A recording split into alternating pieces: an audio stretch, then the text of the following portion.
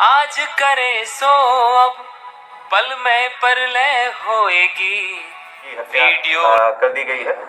इस संबंध में जो उनके पुत्र हैं उनके द्वारा यह सूचना सिविल लाइन थाना को दी गई थी कि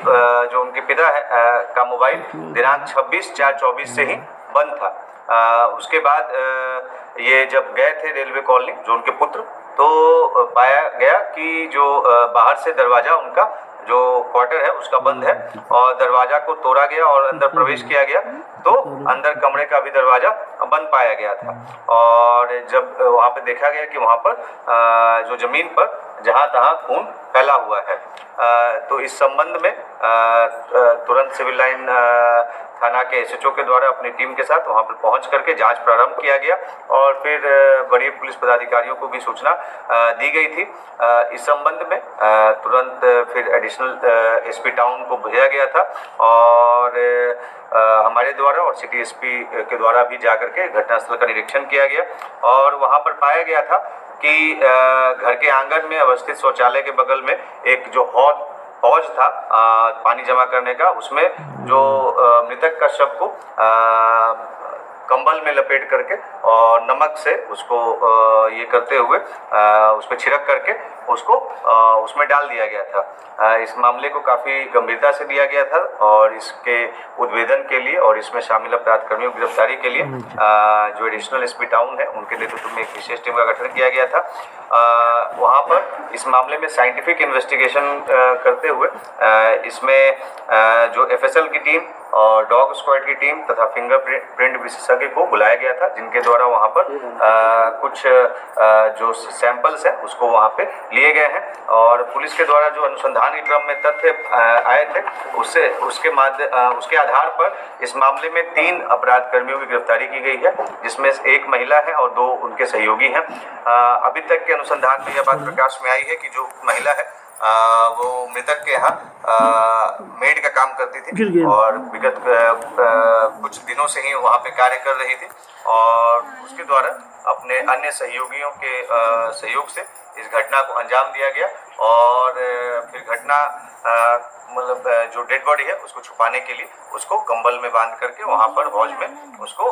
डाल दिया गया था। तो 3 अपराधकर्मी जो जिनकी गिरफ्तारी हुई है उनके नाम है रानी कुमारी जो कि मुरली हिल थाना कोतवाली के रहने वाले हैं, सोनू कुमार उर्फ जाकिर अली जो कि कटारी हिल चंदौती थाना के रहने वाले हैं और संजय कुमार जो कि डेल्हा थाना के में वर्तमान में जो रहते हैं और ओरिजिनली वो डुमरिया थाना के रहने वाले हैं। इसमें अभी तक जो बातें प्रकाश में आई है, वहाँ पर जब पुलिस के द्वारा अनुसंधान किया गया था तो वहाँ पे जो घर में काफ़ी सामान उसमें बिखरा हुआ पाया गया था और अलमीरा भी का भी जो ताला है या वो टूटा हुआ था और बाहर से भी और अंदर का भी जो उसमें लॉक रहता है। परंतु क्योंकि जो मृतक है वो अपने घर परिवार से अलग रहते थे, अलग होकर के रह रहे थे, तो अभी उसके संबंध में जानकारी नहीं प्राप्त हो पाई है कि क्या क्या सामान घर से मिसिंग था। तो पुलिस अभी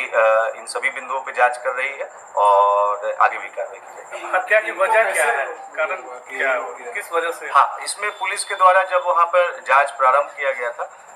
तो ये पाया गया कि जो सबसे जो आखिर में जो उक्त महिला ही घर में मौजूद थी और फिर जब पुलिस के द्वारा उनसे पूछताछ किया गया तो काफ़ी देर बाद उनके द्वारा जो उनके बयान में काफ़ी विरोधाभास आ रहा था और फिर उसके बाद जब सख्ती से पूछताछ की गई तो इनके द्वारा इस घटना में अपनी संलिप्तता स्वीकार की गई।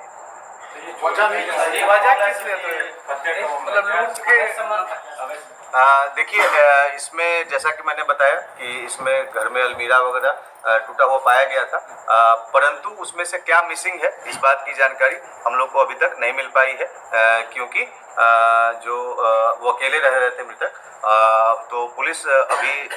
जो पूछताछ के आधार पे भी जो बातें प्रकाश में आई हैं और अन्य जो साक्ष्य है उसके आधार पे जांच कर रही है और जांच के बाद उचित कार्रवाई। ये दोनों लड़के को कैसे इसने ला करके बुलाया था उसका? जैसे इसमें से एक उनकी जो महिला के पति हैं,